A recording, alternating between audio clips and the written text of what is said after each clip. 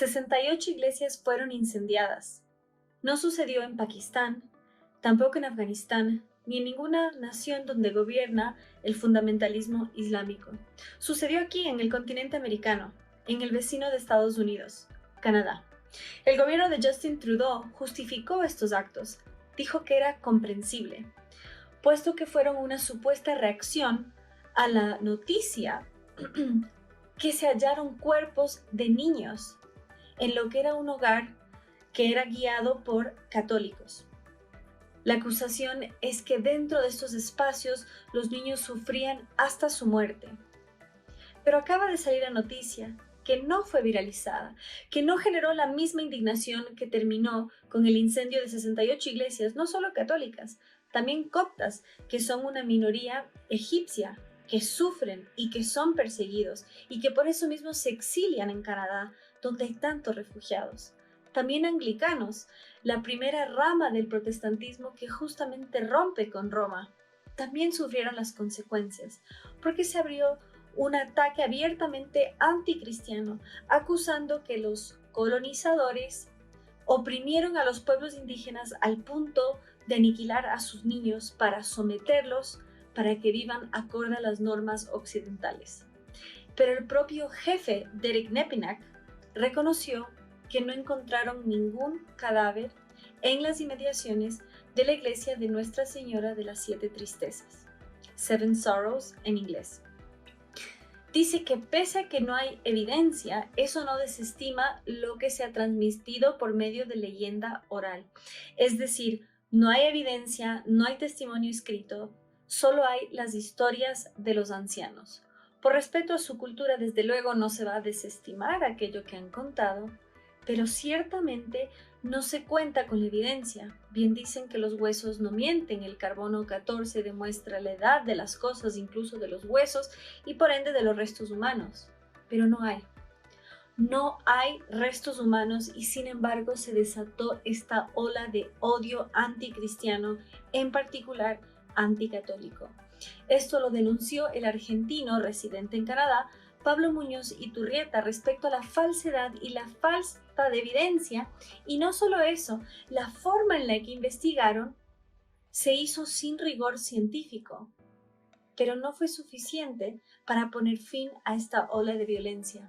No es un dato menor que en el vecino Estados Unidos, luego que fue revocado Roe v. Wade, el fallo que hizo que el aborto ya no sea legal en todos los Estados Unidos de forma federal, sino que ahora devolvió a los estados la autonomía. Se vandalizaron 300 iglesias, se decapitaron estatuas y hubo todo tipo de blasfemias y ataques que causaron mucho dolor. Todo porque la mayoría de los jueces de la Suprema Corte de los Estados Unidos son católicos y porque justamente en la iglesia es donde se defiende la vida desde la concepción y por eso fue atacada.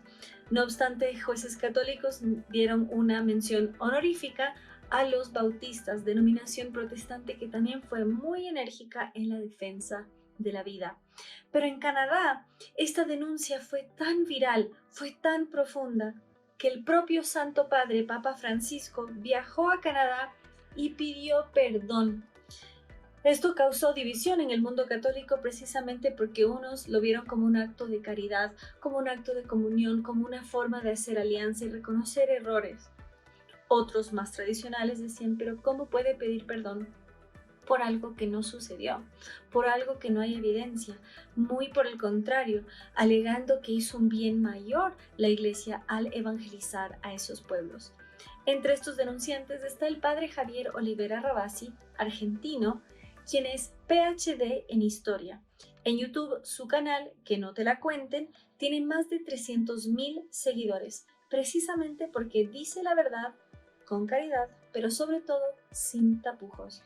Y dijo, ya que el Santo Padre está en Canadá, ¿por qué, así como él pide disculpas, no exige disculpas por parte de los pueblos indígenas de Canadá, que no solo martirizaron a los cristianos, sino que incluso se los comieron? Hubo una disputa entre los hurones y los iroqueses fueron contra las misiones de los jesuitas y a San Juan Brebeuf perdón si pronuncio mal su nombre, junto a 8 mártires están ya en el santoral. A este santo lo ataron a un árbol, le quitaron las uñas, le torturaron y en vista que resistía, vivo, le abrieron el pecho y se comieron su corazón, precisamente porque era la fuente de su fortaleza. Es decir, este acto de barbarie no fue mencionado por el Santo Padre y por eso es que justamente el Padre Javier Olivera Rabasi dice, si vamos a hacer un acto de reparación, que sea de lado y lado. Hablemos también de nuestros mártires. Alguien que sí mencionó Francisco es lo que se denomina mártir blanco. Mártir rojo, por supuesto, es cuando hay sangre, cuando se da la vida por la fe. Pero un martirio blanco es justamente lo que padeció la primera santa indígena en el santoral, y es precisamente canadiense. Si bien nació en lo que hoy es Nueva York, vivió toda su vida precisamente por la persecución por adoptar la fe cristiana en Montreal, Canadá. Ahí vivió con su tío mohicano, y es que su mamá era del pueblo algonquino y fue tomada por los mohicanos.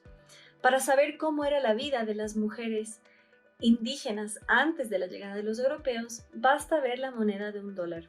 En la moneda de $1 está justamente Sacagawea.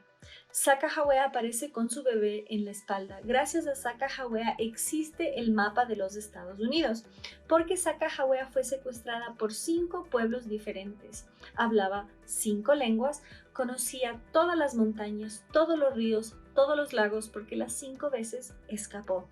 Por eso es que cuando fue la expedición de Lewis y Clark, ella pudo guiarlos por todos los caminos y así trazar el mapa de los Estados Unidos.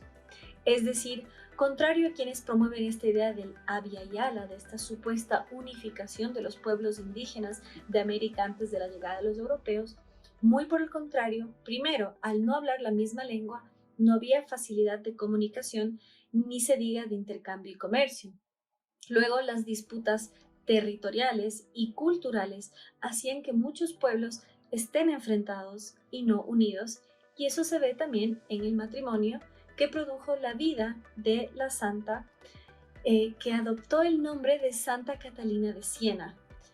Dato muy importante, precisamente porque Santa Catalina de Siena se destacó porque ella enfrentó al Papa, que en ese tiempo vivía en Francia, y ella justamente lo hizo volver a Roma, siempre corrigiéndolo de manera amorosa, y por eso es que desde el legado de Santa Tekakwitha, cuyo nombre era Ketari, que significa Catalina en la lengua mohicana, desde su legado justamente hacerle una corrección fraterna al Santo Padre, que la Iglesia no tiene que pedirle perdón a los pueblos indígenas, sino muy por el contrario, muchos de estos sí que pedir perdón por la masacre a los mártires.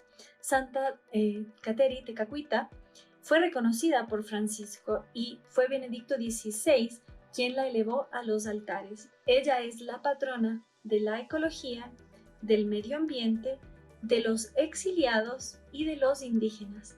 Es decir, ella muestra que la Iglesia ha reconocido estos aspectos y que justamente en medio de estas tensiones de ambientalismo, indigenismo, es justamente, bueno, feminismo ni se diga, hay una mujer indígena que era conocida como el lirio de los mohicanos, la que representa ese rostro dentro de la Iglesia y ese compromiso por esas causas. Lo que se ve es que el indígena, el jefe del pueblo denunciante, aparece con una camiseta del Che Guevara, nada más y nada menos. Entonces vemos que justamente la nueva izquierda, post muro de Berlín, es interseccional, combina todas las causas para llevar la lucha de clases a todos los sectores, y el indigenismo ocupa un lugar importantísimo, se ve desde Canadá hasta la Patagonia. Pero la historia demuestra que no era tal la división como nos quieren propugnar, que no hay evidencia, los huesos no mienten, no existen. Sin embargo, siguen con este discurso de división. ¿Por qué no dicen qué opinaba el Che Guevara respecto a los indígenas? No era muy amable, mucho menos hacia las personas de color que arguía que justamente era por falta de higiene. Es importante que estos pueblos indígenas que usan la camiseta del Che Guevara sepan quién era él y sepan que esta lucha, si no tiene la evidencia, entonces no estaba trabajando a favor de la unidad, sino justamente de la división. Cuando Santa Caterina y Tecoacuita fue reconocida en el Vaticano, fueron pueblos indígenas de Canadá con sus trajes tradicionales para honrarla. Y esto fue apenas años antes de los incendios masivos instigados para crear la división.